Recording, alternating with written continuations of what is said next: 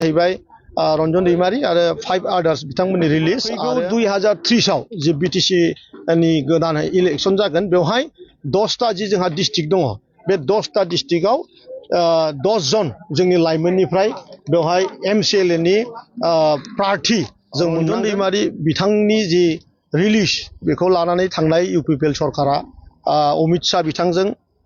गोबां सावरायदोंमोन आरो खुलुमबाय रायजो राजा नोंथांमोन इलेक्शननि बारा बारजेनबाय आरो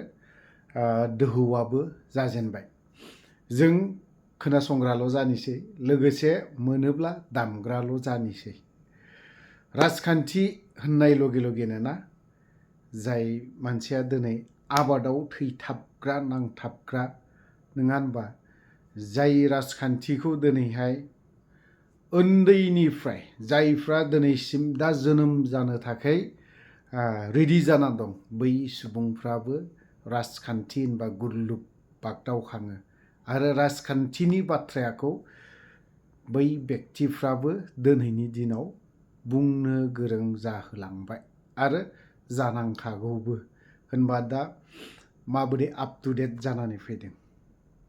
जेखियानो जादोला राकेश ब्रह्म सारनि माखासे भिडिअ फुटेज आं दिनै मोनदों मोजां मोनदों राकेश ब्रह्म सारनि माखासे बाथ्रा बुंनाय एमसिएलए बिथांनि बाथ्राफोरखौ दिनैहाय बिपिएफआ इउपिपिएलखौ 100% सोंखारिगोन इउपिपिएलआ बिपिएफखौ 100% सोंखारिगोन नाथाय राजखान्थियाव जाय जिनिसा खामानिखौ मावनो हाथारा आरो मावथारनोबो नाङा बै जिनिसखौ राजखान्थि दोलोआव मावनोबो हायो सम्भबखौ असम्भब खालामनो हायो राजखान्थिया आरो जाय जिनिसा असम्भब बै जिनिसखौ सम्भब खालामनानैबो होयो जाय जिनिसखौ मावनो हायो बेखौबो मावनो हाया राजखान्थियाव बेफोरबायदि थ' बेफोरबायदिनो थांनाय बाराव इउपिपिएल हान्जाया सार रन्जन दैमारिनि बाथ्राखौ बुंबोनानै बा बिथांमोना सार रन्जन दैमारिजों लोगोसे जायफ्रा एनडिएफबिआ जेलाव थाबथानानै दङ दिनै बिथांमोनखौ बुंनानै 5 बोसोर बारग'लांबाय दा फैयै फैयै बिपिएफ हान्जायाबो सफैबाय दाखालि हाग्रामा महिलारि साराबो बाथ्राखौ बुंदों बेयो गगोन उदां खालामगोन आङो बेफोरबायदि बाथ्राखौ जों बुंलायनायखौ नुनो मोनदों नाथाय बावहाय मोननैबो दोलोआबो रन्जन दैमारिनि सायाव राजखान्थि जों नेनानै थानि बिपिएफ हान्जाया दिनै खुंथायाव थानाया बारा गोबाव जायाखै 6 दानबो जायाखै बुंनांगौ बुंजाफ्रामो बेफोरबायदि नाथाय जों 6 दान नेबावनि आरोबाव नैबे एमएलए इलेक्शना जोबखांनायनि उनाव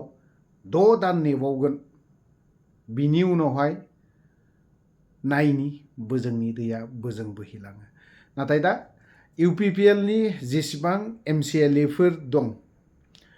7 जनानो जा 6 जनानो जा 10 जनानो जा जाय व्यक्तिफोर बिथांमोना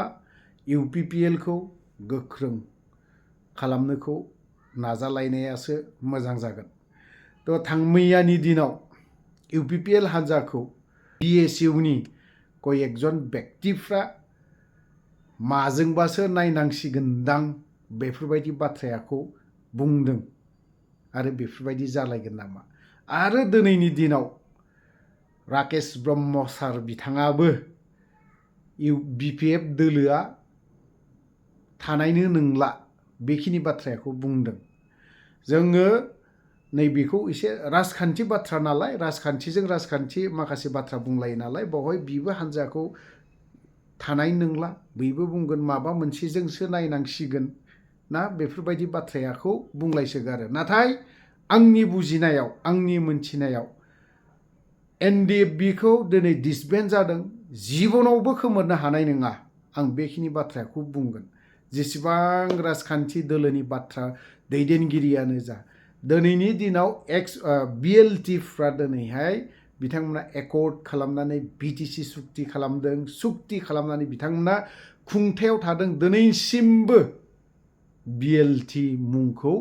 मख'नो गोनां जायो आरो मख'योबो गोबां दैदेनगिरिनि खुगानिफ्रायनो आरो बे बिएलटि मुङा माब्लाबाबो गोमोरनाय नङा सेम बेफोरबायदिनो एनडिएफबिखौबो गोबां दैदेनगिरिफ्रा बुङो डिसबेन्ड जाबाय सान्ति सुक्ति खालामबाय नंगौना नङा सान्ति सुक्ति खालामखांनायनि उनावबो दिनैसिमबो एनडिएफबिनि मुंखौ लानो गोनां जायो दिनै राजखान्थि दोलोआव बिपिएफआ गैला जोबस्रांसिगोन बेफोरबायदि बाथ्रा बुंनायाबो नंखाय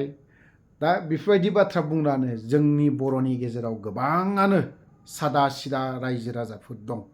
बै व्यक्तिफ्राबो थामारनाय नंला नामा बेफोरबायदि साननाय फैयो थिग बेफोरबायदिनो इउपिपिएल हान्जाखौबो बिपिएफ दोलोनि दैदेनगिरिफ्रा बाथ्रा बुङो दा इउपिपिएलआ बे बाराव नुनायनो नंला बिथांमोननि अबस्थायानो थानाय नंला बा जोबस्रांसिगोन नाथाय आं बेखौबो बुंगोन इउपिपिएलआबो जोबस्रांनाय नङा सासे नङा सासे बेफोरबायदिया थागोन थ' जिखियानो जादोला आं बेखौल' खावलायगोन दानि दैदेनगिरिफोरखौ दा जायफ्रा खुंथायाव दं बिथां व्यक्तिफ्रा जोंनि एनडिएफबिनि हाइनेस केस बेखौ फोजोबनो थाखाय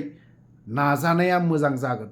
नङाब्ला नोंथांमोनाबो 5 बोसोरनि उनाव बा 4 बोसोरनि उनाव मा अबस्था जाहैगोन आरो मा हालादाव थाहैगोन बेखौ साननायाबो मोजां रायजो राजाया दिनैसिमबो नेनानै दं सार रन्जन दैमारिखौ नेनानै दं 5 बोसोर थांगबाय दिनै गुबुन सरकारा थानानै बिथांमोनाबो मावदों मावा बिथांमोननि खोथा बिथांमोनाबो मावाखै नङा मावदों आं बेखौ बुङा 1% खामानि मावाखै होननानै नाथाय बिथांमोनाबो मावदों जायफोर खुंथायाव थानानै बैफोराव थांनाय खुंथायाव थानायफोर इउपिपिएल हान्जा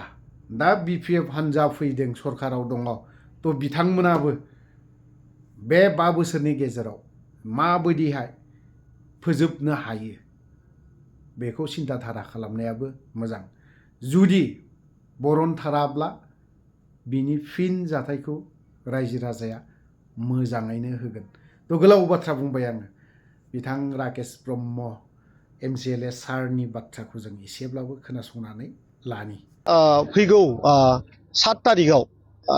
मार्च दाननि जोङो गुवाहाटियाव जोंनि आसामनि चिफ सेक्रेटारि बिथांखौ लोगो हमनो थांगोन आरो बेवहाय जोङो किसुमान जोंनि बिटिसि ओनसोलनि जि समस्या बिखेककरि